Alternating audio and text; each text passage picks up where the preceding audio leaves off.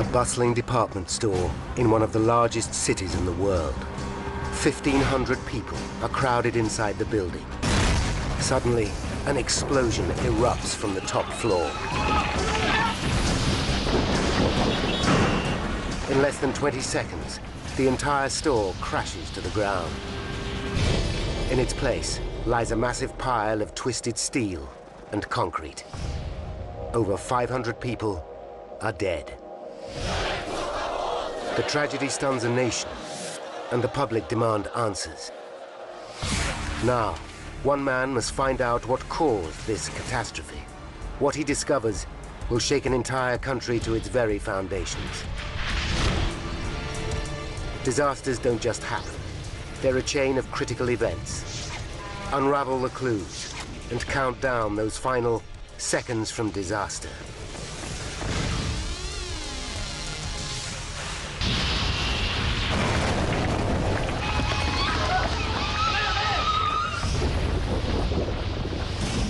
"1,500 people are crushed under 42,000 tons of rubble. On the surface, there is chaos. 10 meters down, a young girl is buried alive. For her, the horror has only just begun.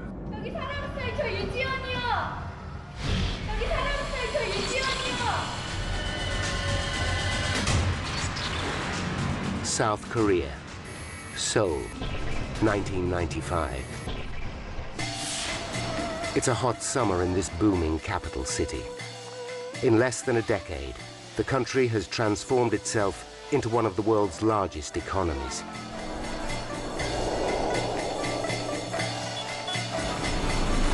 The sudden wealth has led to a massive increase in construction. In Seoul, at least 10 high-rise buildings go up every week. But a shadow looms over this nation. Its neighbor, North Korea, lies just 40 kilometers from the capital.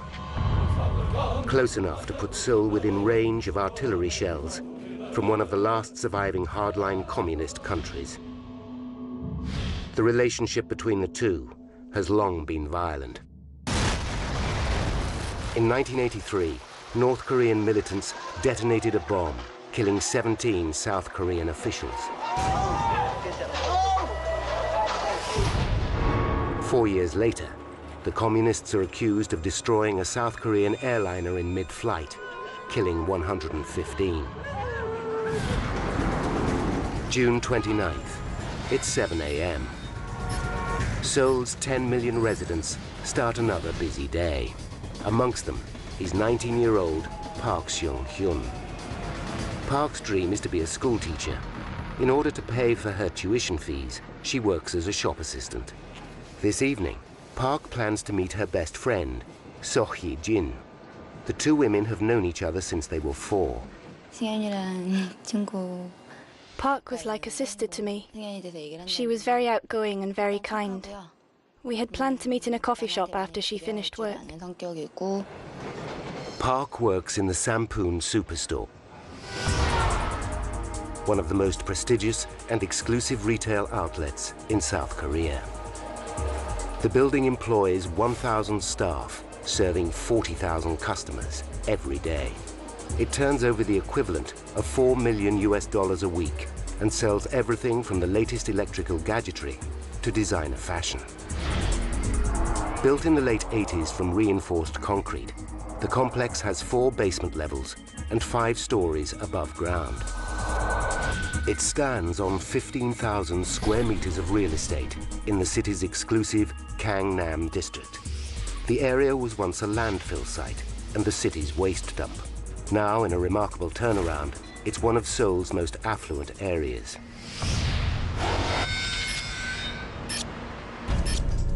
Just after 8 a.m., Yong-chol Lee, the store's facility manager, starts his day.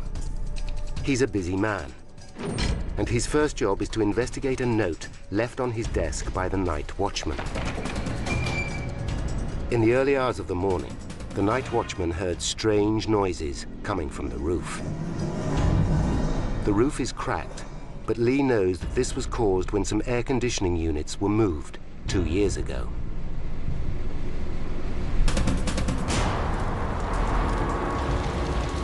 Building safety is a major concern in South Korea. The country has recently been shocked by several appalling tragedies. 2 gas explosions and a bridge collapse have killed nearly 150 people. In all 3 cases, poor building practices were to blame. In the aftermath, the nation started to question the price of their economic growth. To restore confidence, the state puts into place a series of rigorous inspections for all public buildings. Sampoon's just passed its regular safety inspection. It's 10:02 a.m. Park is already busy at work in the children's clothing department.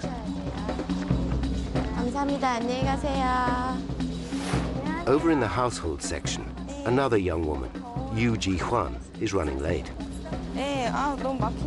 This is her first job since leaving school. And like many a teenager, she'd much rather be doing something else. 일하는 거 재밌는 사람 많이 없잖아요. Being a sales assistant's boring. 어찌됐든 서 있는 거니까 힘들고. It's tiring standing for so many hours. Park and Yoo work on the same floor, basement level 1. 5 stories above them, on the top floor, there are 8 restaurants. One of these is the Chunwon restaurant. It's popular for its traditional Korean dishes. Inside, facilities manager Mr. Lee is dealing with another problem. A large crack has appeared around one of the columns, and the floor looks buckled at the base.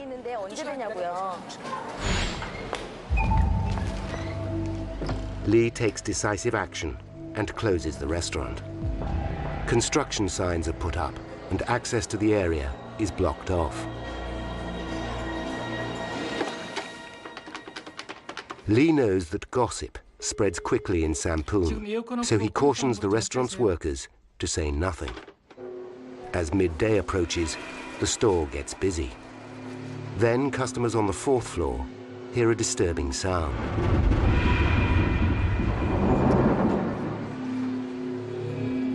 Once again, Mr. Lee goes to investigate. Down in basement level 1, Yoo starts to feel the building vibrate.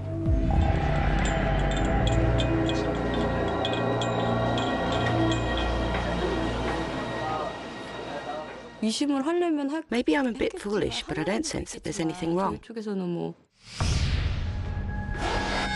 12:30 p.m. Mr. Lee thinks the air conditioning units may be causing the vibrations. To be prudent, he switches off the air conditioning for the entire building. An announcement is made telling shoppers the air conditioning is under repair and will be turned off for the remainder of the day. As the temperature reaches nearly 27 degrees Celsius, shoppers start to complain. Customers are getting angry. Why does a prestigious store like Sampoon not have working air conditioning? Behind the scenes, facility manager Mr. Lee briefs the superstore's owner about the cracks in the restaurant. Lee explains that the cracks have widened to 10 centimeters since the morning. Also present is Hak-soo Lee, the structural engineer. Soo Lee built the complex, and he recommends closing the store and carrying out urgent repairs. The owner refuses. He is adamant that the store stay open so shopping can continue. Beneath the restaurants, on the 4th floor, there is now widespread concern. Workers are worried that something is seriously wrong.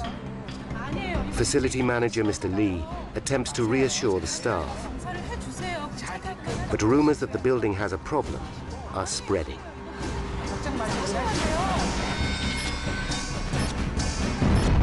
Then, at 5:40 p.m., a loud bang is heard from the top floor. This time, the ceiling shifts.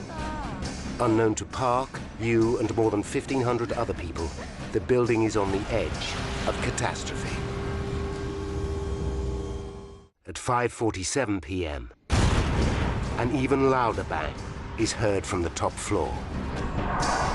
But 5 stories below, you and her co-workers feel nothing. A massive blast rocks the entire building. Emergency alarms are immediately set off. On the upper floors, staff and customers panic and run for the exits.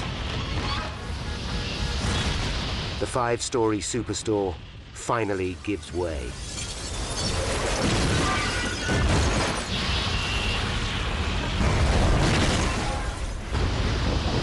In less than 20 seconds, the building crashes to the ground.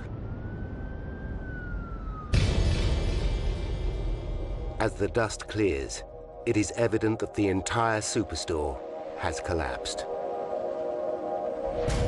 What was once a symbol of Seoul's economic prosperity is now just a massive pile of twisted steel and concrete. Smoke is seeping from the wreckage, and 1,500 people lie trapped. Within minutes, rescue teams, police, and fire crews frantically start to drag the dead and injured free of the wreckage. Television crews start broadcasting the horror live to the nation. South Korea has never witnessed a peacetime tragedy on this scale before.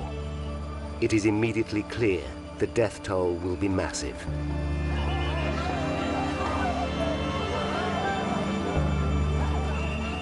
The disaster site is a scene of utter chaos. Grief-stricken relatives and friends desperately search for survivors. Among them is Park's lifelong friend, So Hee-jin. The two were supposed to meet this evening. I am shocked. So many injured and bleeding. The dead being carried away. So knows that her best friend must be somewhere in the collapsed building. I start scrambling at the rubble with my hands. I keep digging. I don't know why I'm doing it. I just need to do something. 10 meters below So, underneath thousands of tons of rubble, is the remains of what was once basement level 1. There, in a space half the size of a telephone kiosk, lies Yoo Ji-hwan. She's badly injured, but incredibly, she's still alive. 이마에 막 손가락 들어가고. I can feel a hole in my head so large my finger can go through it. That's how big it is. 그냥 이렇게 한 요 정도 작게 엄지손. And I can feel something squiggly in a cut on my back like my intestine. 이게 다 몸이 놀래. I don't want to die. 건가 봐요. 몸이 자체가.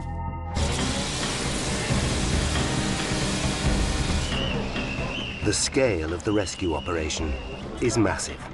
1,000 rescue workers and volunteers desperately try to free the bodies from the wreckage. By nightfall, more than 30 cranes and diggers arrive to speed up the rescue.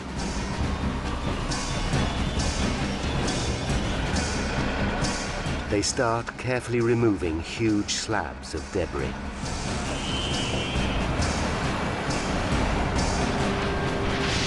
By early next morning, over 200 people have been brought out alive.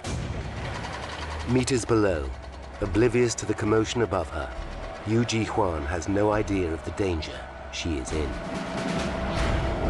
깔끔하게 폭삭 딱이었거든. 근데 그때 제가 생각했지. As I look around, I think it's just a wall that's collapsed on me. 참황당한 게 그 사람. I try calling out, but there's no answer. 안에 무슨 컵.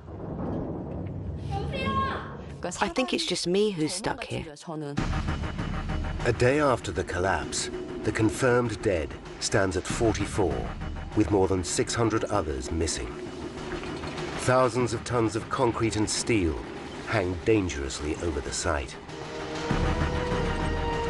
Many willingly risk their lives to free victims from the wreckage. The north face of the building is tilting perilously and looks like it may fall at any moment. By the end of the second day, the danger is just too great, and officials are forced into a terrible decision: to abandon the search for survivors. More than 500 relatives take to the street. They plead with officials to resume the rescue. In the protest, scuffles break out with riot police. Calling off the search now would be a death sentence for you and countless others trapped in the wreckage.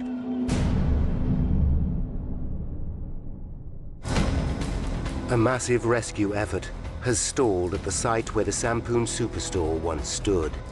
Desperate relatives demand that the search resume. By the morning of the third day, engineers stabilize the north wing with cables, and the rescue operation starts once again. Within hours, a young woman is extracted from the wreckage, but it's not Yu Ji-hwan. Exhausted and bleeding, the survivor is rushed to hospital. She dies later that day. For Yu, trapped for over 72 hours, her chances of survival are falling. I think a lot about the short life I have had. All of those close to me, my friends, and especially my mother.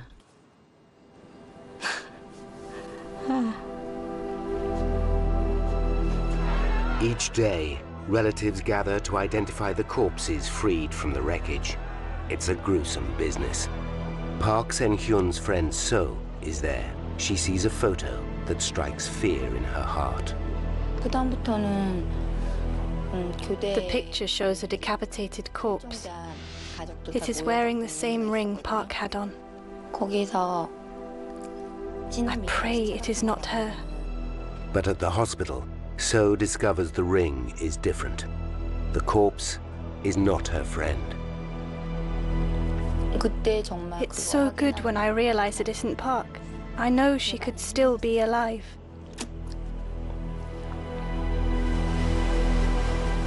On day 4, the death toll reaches 107. But still, rescue workers know many more are missing. As the days go by, the rubble is constantly compressing, crushing those trapped inside.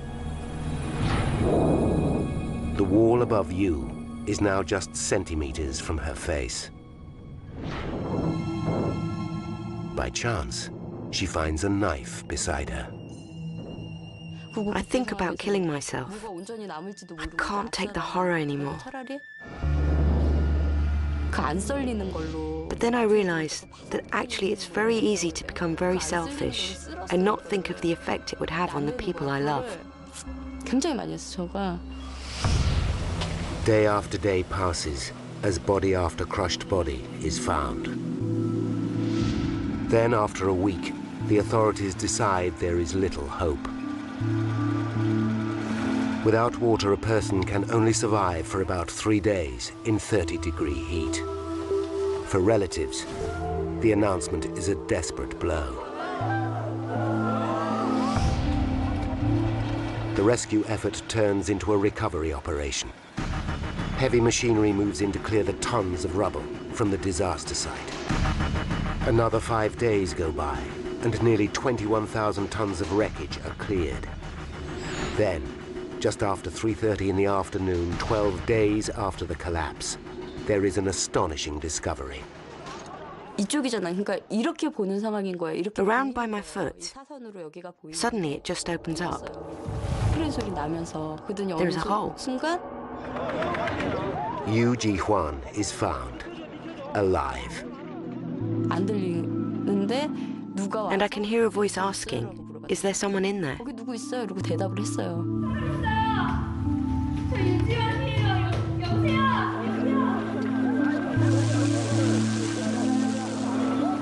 Yu has survived, trapped in a space barely larger than her body.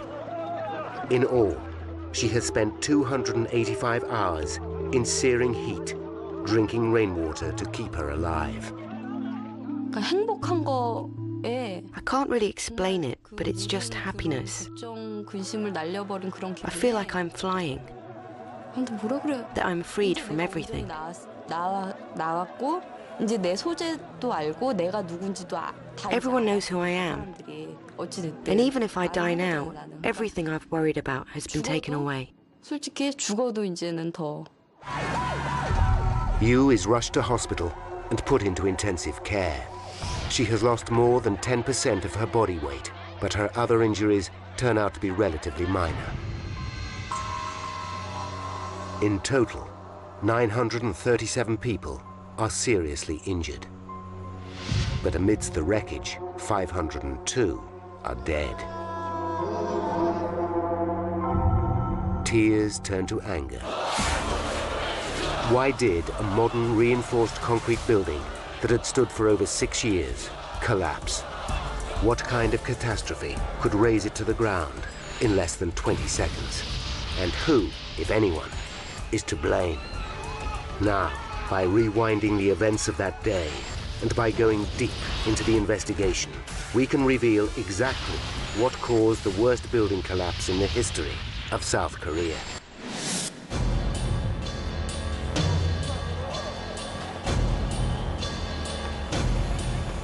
Within an hour of the disaster, the prosecution office orders a full-scale inquiry. And there's only one man for the job.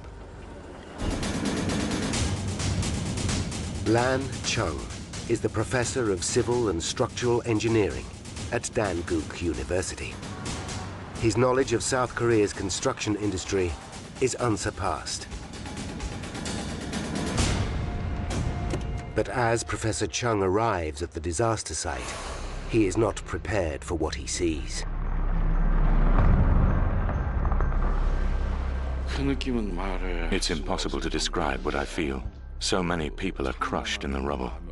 It's a huge shock. He must resist the temptation to jump to conclusions, but straight away one theory looks more than likely. Sampoon could be the latest in a string of gas-related disasters.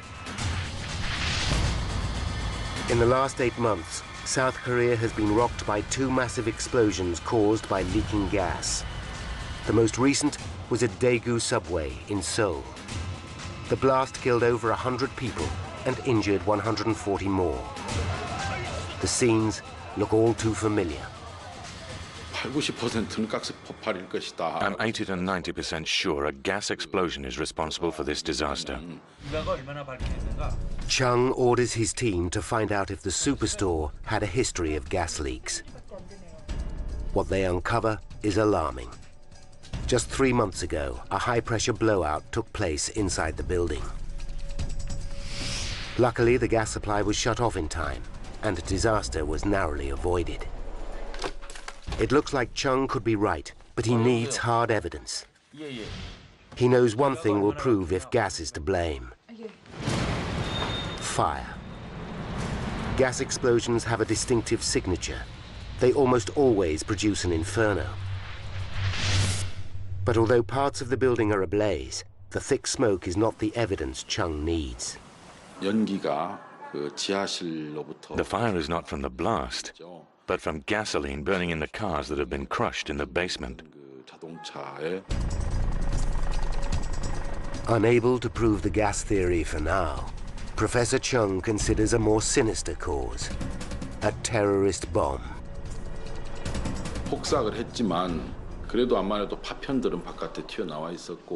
An explosion damaging the interior columns of the building could have caused this.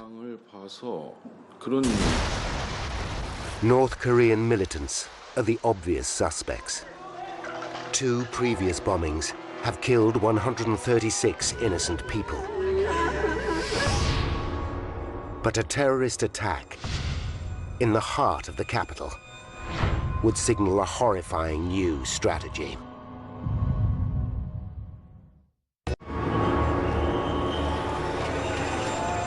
Investigator Professor Lan Chung examines whether the disaster at the Sampoon superstore has been caused by a terrorist bomb. bears a striking resemblance to another shocking event half a world away, in the USA. On April 19th, 1995, just 10 weeks ago, a terrorist bomb blew up the Murrah Federal Building in Oklahoma City. 168 people were murdered. Could the disaster at the Superstore be a similar case, where a bomb triggers a large-scale collapse? The two buildings were of similar construction, so is there anything to learn from the American investigation? One of the first things I try to do is imagine how the collapse progressed, how the building got from a state standing up, ordinary state, down to a pile of rubble on the ground. Glenn Bell has been a structural engineer for 30 years. He has investigated many high-profile building disasters, including the Oklahoma bombing. He knows that a bomb explosion has its own unique mark, a footprint that investigators call a debris field. In the Oklahoma City bombing, we see debris was blown out sideways from the face of the building from the explosion. The wreckage was thrown several hundred meters from the structure, forming a distinctive telltale pattern. But as Chung surveys the scene from Sampoon, he notices one striking difference. The debris was not thrown outwards. The entire structure came straight down. The pattern of collapse and lack of other evidence rules out a terrorist bomb. For Chung, it's conclusive. An explosion would not have caused the building to collapse straight down in its entirety. The pattern of collapse also rules out a gas explosion. Now there is only a single option left. It's a chilling prospect, one that could affect almost every large building in Seoul. Some kind of structural failure must have caused this disaster. There is so much damage that if it wasn't an explosion, there has to be something wrong with the design of the building or a mistake in its construction. The pressure is on Chung to solve this mystery fast. In recent months, a bridge collapsed without warning, and now a superstore has suffered a similar fate. How many other thousands of buildings and perhaps millions of lives are in danger? Has the rush to build in this booming economy left a terrible legacy? Chung begins a process of elimination. Could the material used to build the structure have been at fault? After all, substandard materials were the reason Songsu Bridge collapsed, killing 32 people. Sampoon was 100% reinforced concrete. A defect here could certainly have caused total collapse. To find out, a sample of the concrete is put under compression in a powerful hydraulic vise. It's a standard investigative test, one that Glenn Bell has performed many times.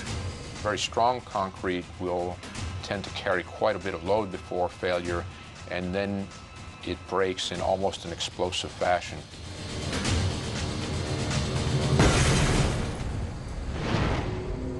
But if, on the other hand, the concrete crumbles, then it was either mixed or formulated incorrectly.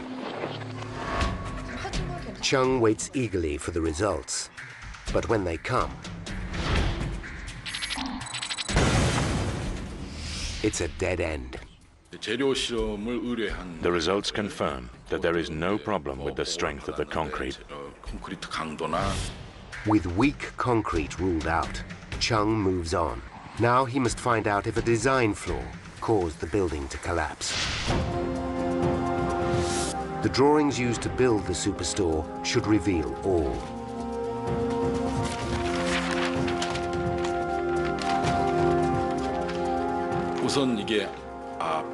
The drawings show the superstore was built using a technique called flat slab construction.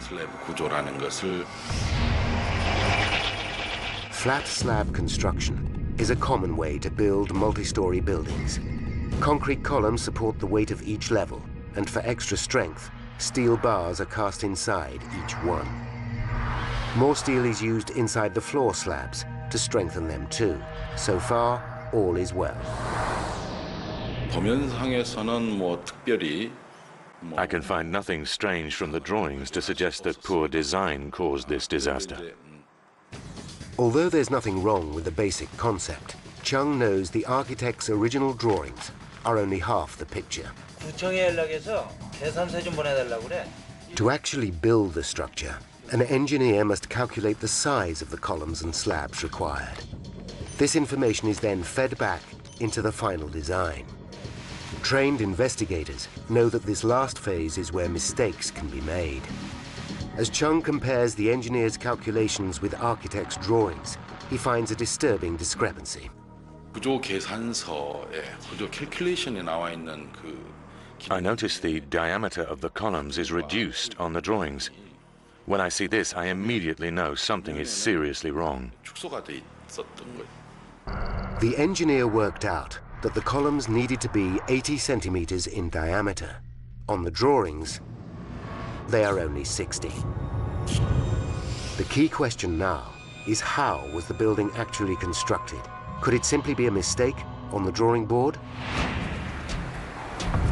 The only way for Chung to find out for sure is to go back to the scene and measure the actual columns. At the disaster site, he confirms his worst fears. The diameter of the columns has been reduced to 60 centimeters. This reduction in width is worrying, but Chung discovers an even more shocking flaw. There should be 16 steel bars reinforcing the concrete columns, but in reality, there are only 8. Chung calculates the effect this would have had on the structure and is stunned. When I calculate the effect of the reduction, it shows Sampoong's interior strength is reduced by nearly half. Although the finding is worrying, it's by no means the answer to the mystery. Even with almost half its support strength gone, standard engineering practice would have ensured that the building was safe. Every building is designed to have a safety tolerance. We build in a margin of safety to protect the structure, but more importantly, to protect the people from harm. Sampoong was engineered to be 2.5 times stronger than needed. Even though the mix-up over the column dimensions had reduced this by half, there is still a healthy safety margin. There must be something else. Chung orders his investigation team back to the disaster site to look for more clues. Now they find a third shocking error. The reinforcing steel bars that strengthen the concrete floor slabs are in the wrong place. They should be 5 centimeters from the top of the slab, but in fact, the distance is 10 centimeters. This tiny detail is of crucial importance. The repositioning of the steel by about 5 centimeters may not sound like very much to the layperson, but it's critical because the effect of lowering the steel is very much like making the slab thinner. This mistake weakens the slab by 20% at the most vital part of the building, the point where the floors connect to the columns and the stress is transferred to the ground. It's still not enough to bring about a collapse, but the errors are adding up. They point to a systematic disregard for building regulations.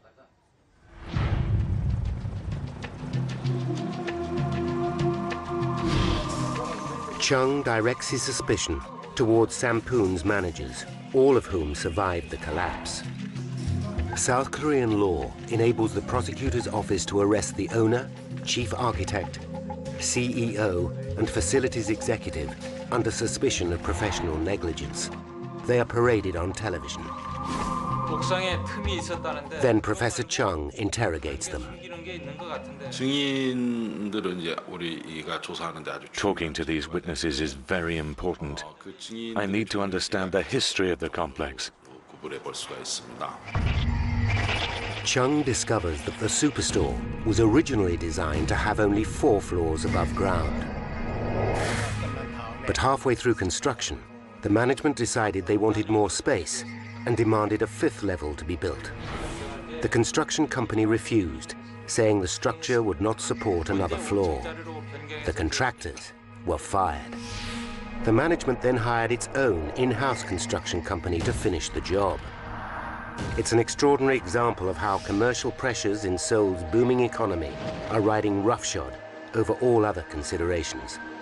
Next, Chung calls in the building's facility manager, Mr. Lee. Lee has even worse to tell. He explains that the controversial 5th floor was originally conceived as a roller skate rink. But late in construction, the management changed their minds again and decided they wanted the floor to house 8 restaurants. This seemingly innocuous detail is vital. In Korea, diners traditionally sit on the floor, and so restaurants install underfloor heating. To fit this heating, the floor must be thickened, which adds to its weight. As soon as I know the roller skate rink was changed to a restaurant floor, I know the building was in trouble. Chung works out that installing the underfloor heating must have put yet more stress on the vital connections on the 5th floor. Mr. Lee confirms that they were under enormous stress. Lee had seen the cracks with his own eyes and had photos taken. Mr. Lee tells me about a problem on the morning of the collapse. A pillar in one of the restaurants had a crack around the base of it, the size of a man's fist.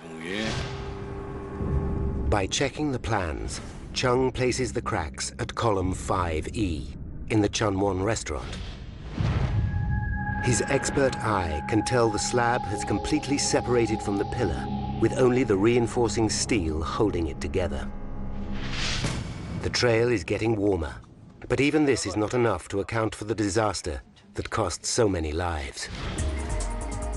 There is one factor that Chung simply cannot ignore. The building stood for a full 6 years. Something must have happened after the building was completed. Something that must have pushed it over the edge. There always exists a critical point. If you go beyond that point, the building collapses. Chung orders his team to scrutinize the building's history. It's painstaking work, where even the slightest anomaly can count. It can take a long time for a building to reach the critical point before it collapses. But then sometimes you just need a drop of water, one drop of water, and the destruction starts. Finally, Chung gets a lead. 2 years before the collapse, 3 large air conditioning units situated on the roof had been moved. Neighbors on the east side had complained that they were too noisy. This could be Chung's missing link. Again, he quizzes facility manager Mr. Lee.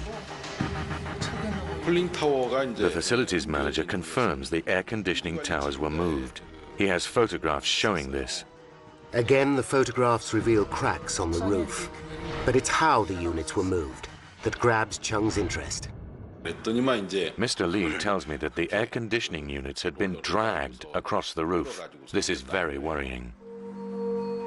This latest detail is extraordinary.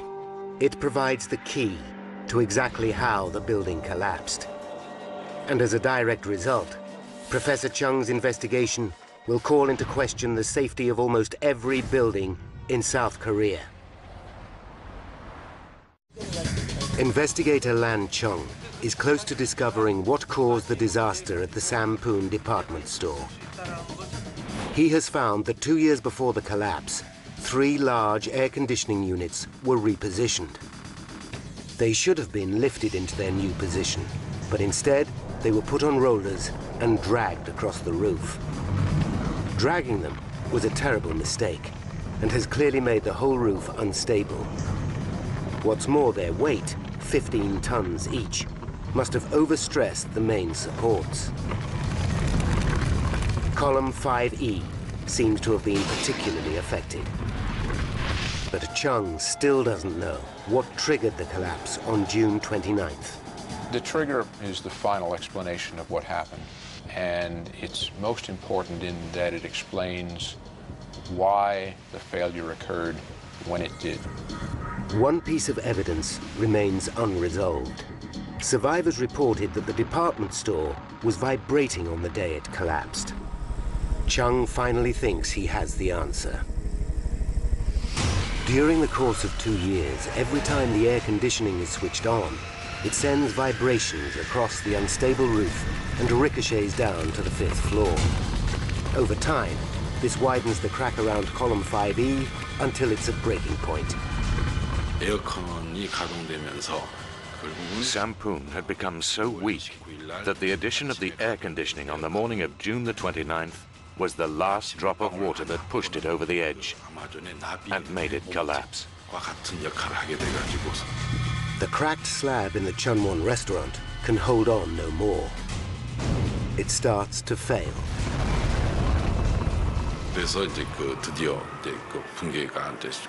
That's where it started from. That's where the crack got bigger and set off the progressive collapse. Now, by rewinding the events leading up to that fateful day, and by following the evidence uncovered during the extensive investigation, we can finally reveal how Sampoon Superstore collapsed. 1993, 2 years before collapse. The Superstore's 3 air conditioning units are repositioned. They are put on rollers and are dragged across the roof. Cracks form in the roof slabs, and the main support columns are forced downwards. Column 5E takes a direct hit, and cracks appear at the point where the column meets the 5th floor. June 29th, 1995, just under 9 hours until disaster. Facility manager Mr. Lee is called to the Chunwon restaurant to examine a large fracture that has appeared in the floor.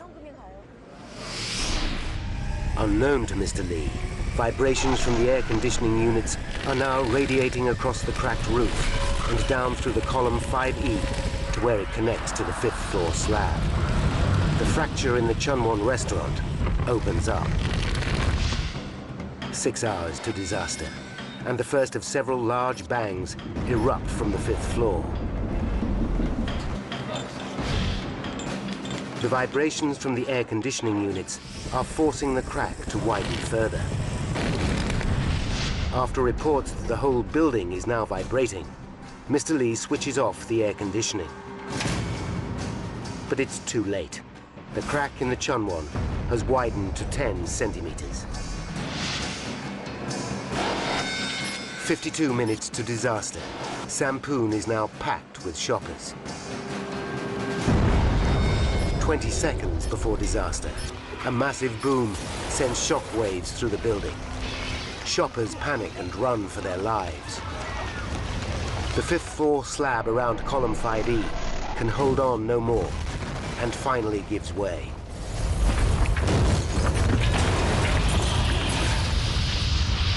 In less than 20 seconds, the building crashes to the ground, trapping more than 1,500 people.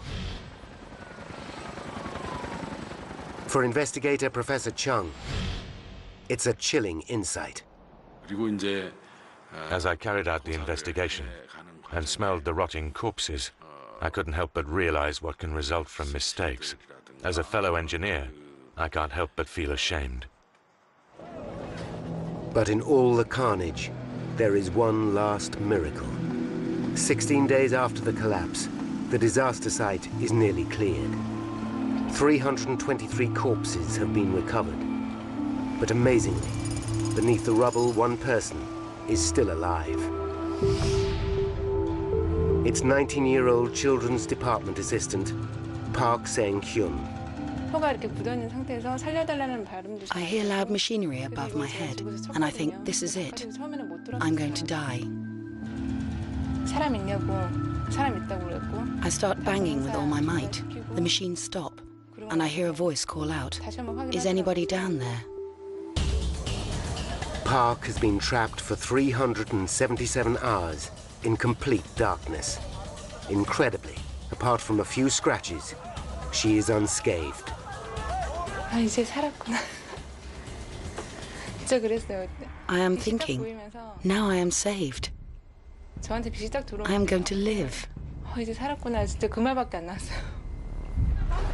TV crews start broadcasting the event.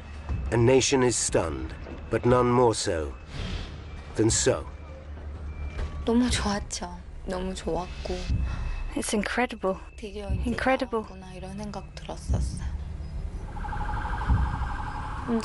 Even though everyone around me told me she was dead, only I kept on believing until the end. I can't stop crying. Park is taken to hospital. Her eyes covered to protect them from the light they haven't seen for so long. Her best friend, So, nurses her during her stay in hospital.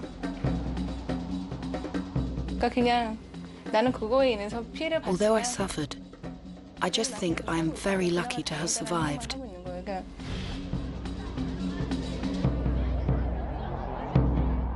After weeks recovering, Park finally goes home.